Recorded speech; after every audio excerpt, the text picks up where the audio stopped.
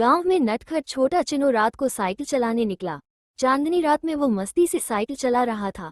तभी अचानक पेड़ से डरावनी आवाज आई। Who who. चीनू ने ऊपर देखा तो एक बड़ा भूतिया उल्लू लाल चमचमाती आंखों से उसे घूर रहा था। चीनू का दिल तेजी से धड़कने लगा। उसने तेजी से साइकिल के पैडल मारे, लेकिन डर के मारे साइकिल जैसे धीमी हो गई। आखिरकार उसने साइकिल वहीं छोड़ दी और दौड़ते हुए भागने लगा। कुछ दूर जाकर उसने हिम्मत करके पीछे मुड़कर देखा।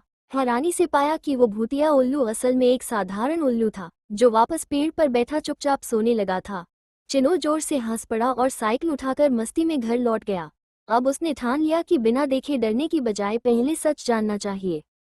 एक बार नटखट छोटा चिनो अपनी स्कूटी पर रात को शहर की सड़कों पर घूम रहा था। चारों ओर सन्नाटा था, ठंडी हवा चल रही थी और चिनो मस्ती में सीटी बजाते हुए जा रहा था। तभी उसकी नज़र एक पुराने होटल पर पड़ी, जिसकी खिड़कियों से हल्की रोशनी आ रही थी। थकान महसूस करते हुए चिनो ने सोचा, चलो यहाँ रुककर रात बिताई जाए। उसने स्कूटी पार्क की और होटल के अंदर चला गया। होटल थोड़ा पुराना और अजीब लग रहा था, लेकिन चिनो ज्यादा ध्यान दिए बिना कमरे की चाबी लेकर अपने कमरे में चला गया। कमरा ठीक ठाक था, पर जैसे ही चिनो बिस्तर पर लेटा, उसे अचानक दरवाजे के पास से किसी के चलने की आवाज़ सुनाई दी। उसने चौंक कर देखा तो दरवाजे पर एक सफ़ेद कपड़े पहनी, बिखरे बालों वाली लड़की खड़ी थी। उसकी आंखें अजीब ढंग से चमक रही थीं। चिनो का दिल तेजी से धड़कने लगा। ये कौन है? चिनो ने घबराकर सोचा। लड़की धीरे धीरे उसकी ओर बढ़ने लगी। रैबिट के पसीने छूटने लगे। उसने हिम्मत जुटाए, बिस्तर से कूदकर दरवाजा खोलने की कोशिश की, लेकिन लड़की उसके पास आ चुकी थी।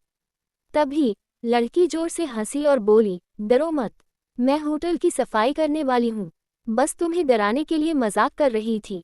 चिनो की जान में जान आई। वह खुद पर हंस पड़ा और लड़की से कहा, तुमने तो मेरी जान निकाल दी थी।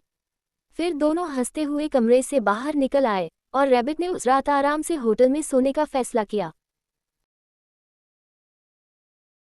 शहर में रहने वाला नटखट छोटा चिनो हर सुबह मस्ती करता था। एक दिन उसने सुना कि पास के पार्क में दुर्गा माँ का भव्य मंडप बना है। उसकी जिज्ञासा बढ़ गई और वह सुबह सुबह मंडप देखने निकल पड़ा। मंडप में पहुंचते ही उसकी आंखें चमक उठीं। चारों तरफ रंग बिरंगी लाइट्स, सुगंधित फूल और दुर्गा माँ की विशाल प्रतिमा देखकर चिनो मंत्रमुग्ध हो गया। वह चुपचाप जाकर माँ दुर्गा के सामने खड़ा हो गया और हाथ जोड़कर प्रणाम किया। तभी अचानक से हवा तेज चलने लगी और घंटियां जोर से बजने लगी। चिनो डर के मारे पीछे हटने ही वाला था कि दुर्गा माँ की प्रतिमा से एक हल्की मुस्कान उभरी। चिनो को लगा जैसे माँ दुर्गा उसे देख रही हैं। उसकी आंखें चौड़ी हो गईं और अचानक एक दिव्य आभा ने उसे घेर लिया। क्या ये सपना है? चिनो ने सोचा। तभी उसे अपने सिर पर एक हल्की ठंडक महसूस हुई, जैसे किसी ने प्यार से उसे छू लिया हो। वह समझ गया कि दुर्गा माँ का आशीर्वाद उसे मिल चुका है। खुश होकर चिनो ने माँ का धन्यवाद किया और मस्ती से उछलता कूदता घर लौट आया।